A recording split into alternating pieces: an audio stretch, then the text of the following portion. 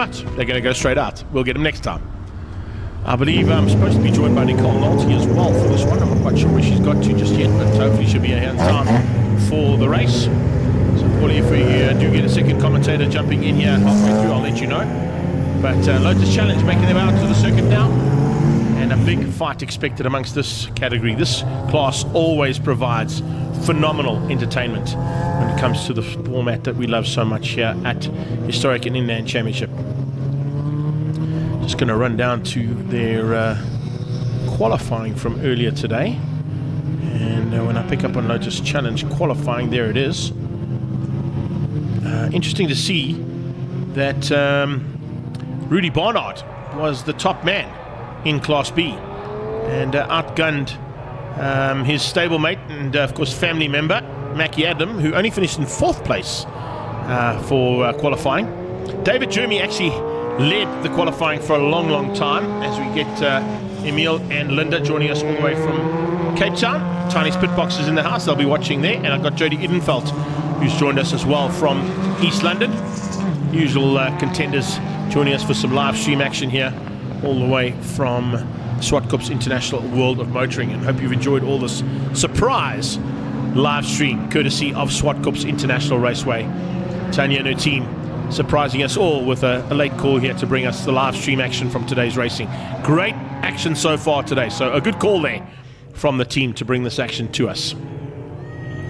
But as I said, Rudy Barnard and Jeff Gable are the front row. And we were about to chat to Jeff Gable. Actually, spoke to him earlier on in the day in the pit lane as I was walking up towards the commentary booth. And he was feeling pretty confident. He said, you know, he's fighting amongst some of these usual contenders that he hasn't really fought against in the past. Jeff, a multiple champion in Lotus Challenge in his career. So knows what to do in a Lotus, that is for sure. But when you're in amongst David Jeremy, Mackie Adlam and Rudy Barnard, the fight amongst that Adlam Auto team is usually pretty rife. And then you throw in JP Norkia, and just behind that, Thomas Faulkner, the return of the king. This is a man, of course, who wanted to take that #1 plate and has done that, of course, has fought hard for that one. But he's got #2 on the car at the moment.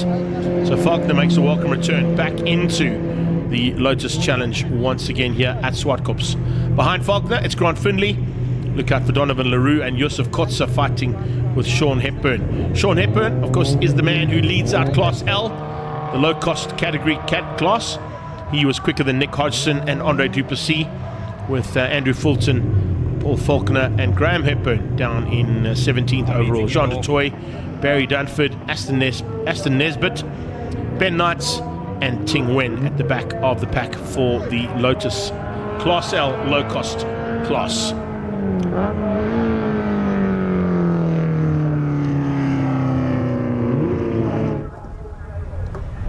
So we are under starters orders now for race 1 of the Lotus Challenge. Rudy Barnard is the man to outgun into turn 1 if they can. Jeff Gable will certainly be looking to do that from the inside line. The inside line here actually is not a bad line to be on. It's a slightly dirtier line, but there's a little bit more grip there. And usually it's the place to be when you've got a standing start at this time of the day.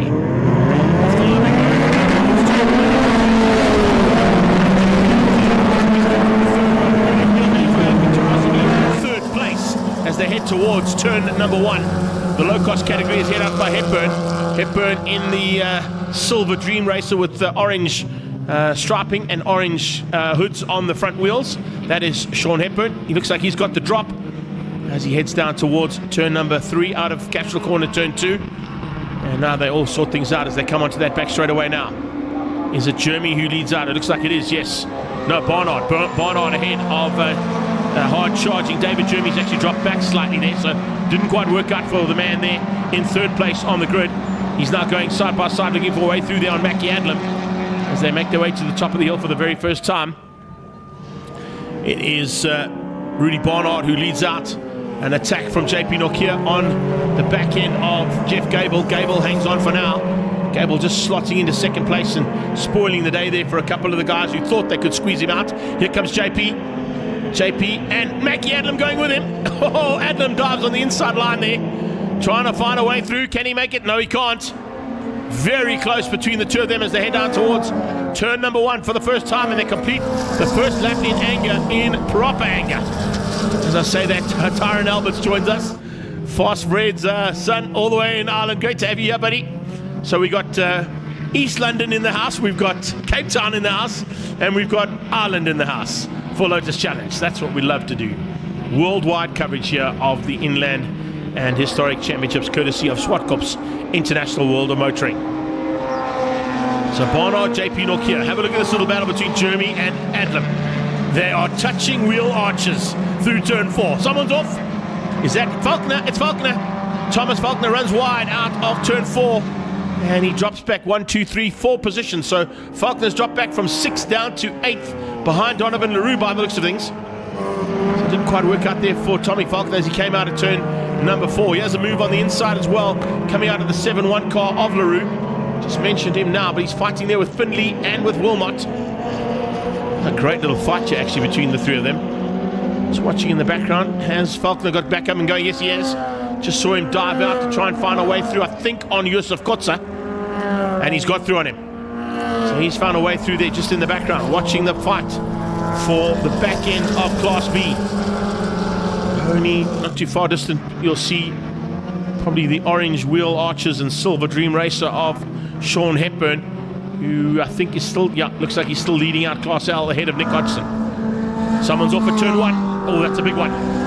That's a huge one in turn 1. There's just dust there trying to pick up which car that is. That could possibly be JP Nokia, or is it? No, it's not. It was 2 cars. 2 cars in there. One is Hepburn, and I think the other one might be Duplessis. That looks like it might be Hepburn and Duplessis. They're trying to get out. Look at that. He just lights those back tires up, and there's no way you're getting out of that one, Sean Hepburn. That kiddie litter is working brilliantly. Red flag. Red flag out for the Lotus Challenge. Oh, such a pity. Such a pity. We were in for such a great battle there. And it's Hepburn, and I think it could possibly be Duplessis, who are on the sideline into turn 1. So with the red flag coming out, of course, they come back to take up their positions on the grid. They may need to reshuffle that grid slightly, depending on how the rules work. But I think with Lotus, they will reshuffle it as opposed to going back to the original grid positions. I'll stand to be corrected on that, though. But let's see what happens now. There you've got your initial race leader, Rudy Barnard, with JP Nokia alongside him. David Jeremy and Mackie Adlam. So the top 4 really haven't really changed that much. They've just shuffled slightly, other than Barnard, who stayed at the front.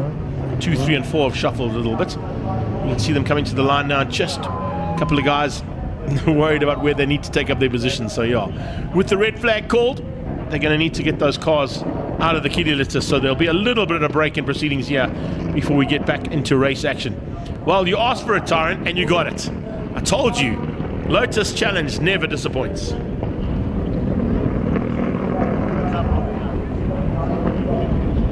I wonder if we're going to go straight to race start. I'm not quite sure, or they may give them a little warm-up lap because they've been standing on the grid for a while, so tyres will be a little chilly. And let's see whether or not we're going to go straight into the race, or are we going to give them a warm-up lap? I'm just waiting to see. No, we're straight into race. 30-second board is up. That'll change to 5 seconds, as fast as 30 seconds of your life there, by the way. Lights on. And here we go again. Down towards turn 1 they go. JP Nokia, once again, a fantastic start from the second row of the grid. He slots up at whole shots. He gets the whole shot and leads into turn 1. Thomas Faulkner has already had an incident at the back there. Someone stalling on the grid as well. That's a bit of a pity. Is that Hodgson?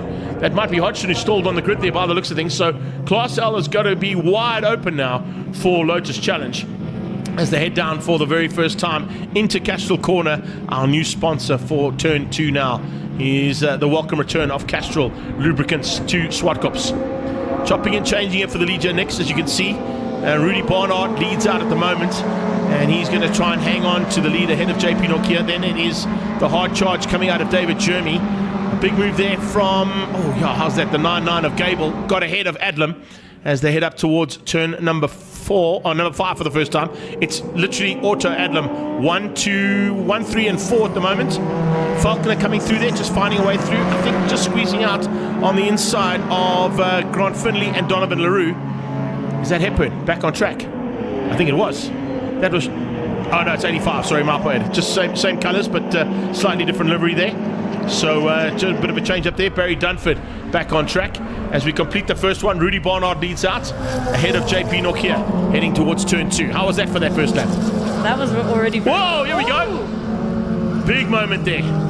That's the 95 getting out of shape there. Grant Finley with the racing stripe. He's got almost a sort of fighter pilot fuselage look and feel to that car. That's the 95 nose cone and bonnet stuck on the track there. And 95 would be Jeff Gable. Where has Gable ended up? There he goes in the background. You can see without all that bodywork on his car. So we've got Finley stuck in the kitty litter. Is it going to be safety car?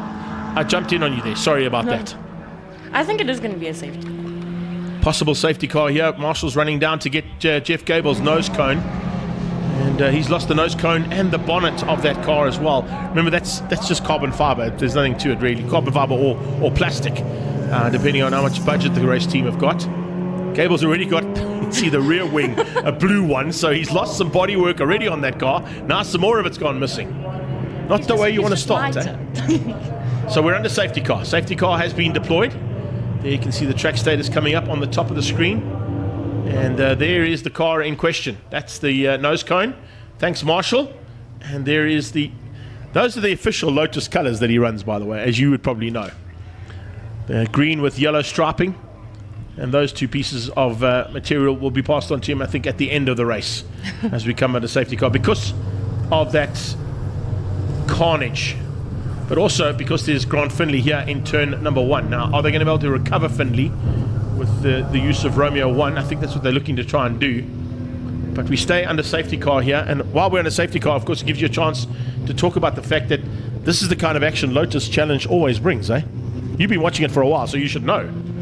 It's always something you can expect a lot of awesome racing from. They really mix it up. And of course, you being around with the Alberts family and being part of that family, you would have seen the progress that Lotus Challenge has come. Remember, they used to run Class A where there was an unlimited class where you could have any engine you wanted to, and they just became too expensive. So they decided to bring just Class B in with those 24-valve Toyota engines, and then the low-cost chassis at the back. That Class L is a really competitive category. It's also really awesome that I think it's really nice that racing has become not 100% attainable, but it's not as... It doesn't have to be as high cost as you would imagine. Well, that's a great comment to make, actually, because in the fact that Lotus have found a low-cost chassis, and of course it's a nickname, Locust, low cost. The low cost actually also means that it is a cost-saving category. So you don't have to have the fastest. You don't have to have the most expensive machinery. You don't have to go and spend huge amounts of money. And of course, Dunlop supply the rubber to this class as well, so you get a really nice tire rebate when you start to buy your tires. So you've got a class where you can come and be very competitive. And if you look at this worldwide, Lotus 7 Racing is highly, highly competitive anywhere you go in the world. So we're into the mix here of a safety car lap, which will probably take us for the next one as well. But I can tell you something, Rudy Barnard is itching to go. Yeah. But how was JP Nokia's problem in the background there for one of the drivers coming off the sideline as well. Now, why is he pulling and he's got his hand up to go in there? Was that possibly Nick Hodgson? I think it may have been. Nick Hodgson pulling in a pit lane there. So that, as I said, is now going to make Class L even wider spread. Unbelievably, if we've lost Hodgson, if I go down the current standings, that's probably going to bring Andrew Fulton and Graham Hepburn into the top 2 spots of Class L. The usual contenders are no longer there. There is Sean Hepburn. He is back on track. He is back on track. You can see just without that missing left front wheel arch. It's normally an orange one. I think it's stuck in the kitty litter at turn 1. Also, because of the way that these cars are built, and you would have probably heard it from Uncle Fred or anybody that's raced in the family, the availability of these parts are pretty much worldwide as well, and the camaraderie amongst the drivers. If there's a problem with a car between the heats, you'll see they'll go to the fellow competitor and say, have you got a spare shock, have you got a spare battery, have you got a spare swing arm, whatever they need, they'll find it to ensure that they can fix the cars and get them back on track for the second heat. It's really, really nice. It's really nice to see drivers just helping each other out, just so that they can all participate in their passion. For sure. But even my Uncle Fred, I know that he's not here today to race. He's here to help other guys out. Exactly, and that's the thing. I mean, Fred hasn't had a car for probably the last probably half a season, I would say. And with him not racing, he's still at the track every single time they come racing in Lotus Challenge. And he's there, as you've just said, to assist with the guys, to fix their cars, to tune their cars, to maybe give them advice on to how to go quicker around the track. You know, he's done it. That's why we call him Fast Fred. He knows how to get around the track pretty quickly. So safety car, I think, maybe pulled in on this lap. We'll just wait and see whether those lights go out and it accelerates away, or do they hold them up for another one? It's not ideal, of course, to be racing like this. Taran has just sent you a message saying, good luck, you got this. Thank you. And I can see a couple more people have joined us as well. Jonathan Visser. Yeah, you certainly have had an interesting day in the saddle, buddy. We're looking forward to more of that a bit later on. See how nice this works. This is how the live stream works. So you've got Taran commenting on a fellow family member on the microphone with me all the way from Ireland. You've got Jonathan Visser, who's just climbed out of his race car and turned the live stream on to watch as well. Hopefully people are sitting in the audience as well. That's our biggest push, is to try and get people that are watching from the side of the track at any vantage point. You've been around the track on a few occasions when we were here for the Annapolis. You didn't see the crowds. There's a lot more crowds here today than there were at the endurance race, eh? There's like a huge amount of crowds here compared to and the cool thing is that if we can get those crowds to log in on their smart devices to watch this as well, it gives them another vantage point to watch out from, you know? So if you're sitting at turn 2, which is where we're heading to now at Castral Corner, you're not going to see anything else other than turn 2. So if you're watching on your smart device, you can then see the entire track and everything that we bring you on the live stream. It adds a whole dimension to like their track day experience. For sure. And that's what we want. And you want the fact that you want to be able to interact like we're doing now. Yeah. And so somebody's chirping there. If Shannon Driver climbs onto her smart device, she might be able to get in there as well and maybe send us a comment. But that was just a hint to her sitting over our shoulder. Don't worry, she'll be on microphone just after this. We're going to have a chat with her as well. Right. So the safety car is pulling away from the leader, Rudy Barnard. Expect those lights to go out as it comes out of turn 5. Barnard now has the ability to try and catch them all napping. Remember that they've all got to stay behind him until they cross the finish line. Otherwise, it's deemed a jump start on the restart. Lights are out on the safety car, top of the hill. So we are good to go for a start. Safety car boards will only be pulled in once the back of the pack have gone through. So Rudy now will control things. And if I'm not mistaken, we have got 4 laps completed, so it'll be 2 laps to go. No, 4 to go. 8-lap race, Greg. Let's get that right. 8-lap race. They shortened it from 10 to 8, not 8 to 6. Turno Toyota pulls into pit lane. Nicole, Rudy Barnard, JP Nokia, the front 2 cars. Very similar livery on those cars. As you can see, these 3 on the left-hand side, all out of the same team with that checkered flag from Auto Adlam. They come from Ran Francisco Fontaine. As the green flag goes, we go racing again. Barnard leads out. Who's your money on? I'm going to say JP. JP looks pretty tasty, I've got to tell you. He looks pretty racy as well, and he wants a way through. He's an arch rival of that team that I was just chatting about, and he'll definitely have to have an opportunity to try and have a go here. Further back, Hepburn trying to come back at the field. Can he try and find a way through there? We'll wait and see whether or not he can find a way back up to the front end of Class L. Here we go. On the restart. Oh! For the 3rd time. That's a big one. That is a bad one. No, that's not nice at all. That is the 9 car by the looks of things. Or is that not the 9 car? No, it's not. Ah, there you go. Gesticulations between the 2 drivers. Who was at fault here? We're not sure. Look at how that car is dug into the kitty litter, though. That's how deep that kitty litter runs now. So we got 2 cars. One with the South African flag livery on the right-hand side. I can't get numbers on those cars, unfortunately.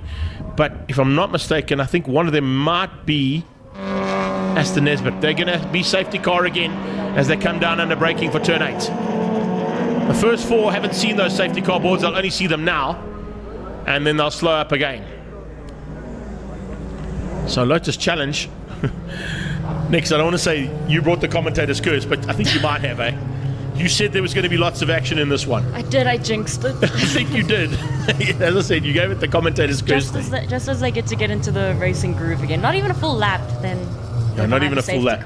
The problem is, you see what, and something that you're going to learn as well, it's the 78 car is one of them, so just picking up on that one, that's Ting Weng. He was at the back of the pack, and I'm just trying to see, I think that might be Nick Hodgson, it is. Yeah, I can see from the F1 leathers there that he's always F1 overall. It's a nice overall set he's got there. So there you can see Findlay getting back into the mix as well. It's going to help Grant Findlay out. He gets back to the back of the pack for the restart. He was the man stuck in the kiddie litter for the second incident. This is the third incident. So it's been an action-packed start here for Lotus Challenge.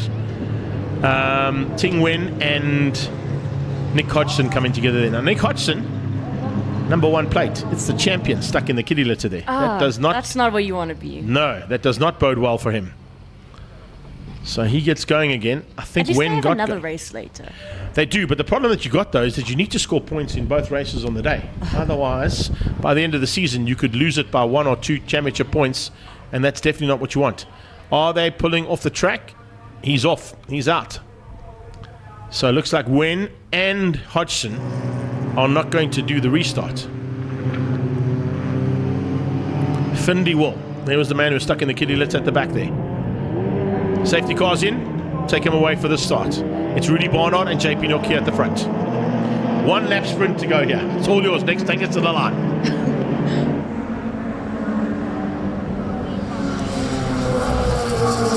Get your mic right in front there and you can go into the commentary. Here we go down towards turn 2, Cashel corner. Big move from Barnard to take the lead. He gets up the inside. Having a look to try and find a way through there on Hodgson. Hodgson not quite there, but he's going to give him a run. You said your money's on Hodgson. I think Rudy Barnard might be able to fend him off. But don't ever take out of the equation Mackie Adlam and David Jeremy. It's true. He'll just be waiting for the front runners to make a mistake and then he can get in there. Mistake now is costly because there's no more laps left. 1 lap sprint to the line. Anybody can take it. Jeremy goes inside, trying to find a way through there on JP. JP Nokia defending, but I think David Jeremy's got the inside line. He has. David Jeremy squeezes through there, and Adlam's going with him. Watch out in the background. Oh, incoming. Jeff Gable's about to join the party. 5-way fight for second. That's awesome. The lead, I think Barnard's just got an advantage. And to the line, here we go. So, across the line they come. After an action-packed Lotus challenge, it is Rudy Barnard who wins out over David Jeremy. Jeremy with the fastest lap on that last lap as well, taking second place ahead of JP Nokia. Where was your man? JP was my man. Yeah, no, but where was he? I don't know. I thought you said he was going to win. I thought so. You thought so. He didn't have time to ease into it. I think you gave him the commentator's curse again there as well. JP, don't worry, but hopefully for the next one. There you go. Jeff Gable now stopping to say, has anybody seen my nose cone or my bonnet? Could you please pass it to me? I'd really appreciate it. I kind of need there that. He is, and you kind of need that for the next one. Where is it? Where is it? We don't know. The marshals will get it to you. Don't worry, buddy. So let's wrap things up there. Have a look at that. Rudy Barnard, David Jeremy, JP Nokia, Mackie Adlam, Jeff Gable. Top 5 ahead of Thomas Falconer. And then if we go down to Class L, I'm just looking to see there, I think Class L would be Fulton. Yeah, Fulton takes the victory in Class L over Volema. And Yusuf Kotzer for 3rd place, beating out Barry Dunford and Jean de Toy for the top 5 in Class L. So, that's your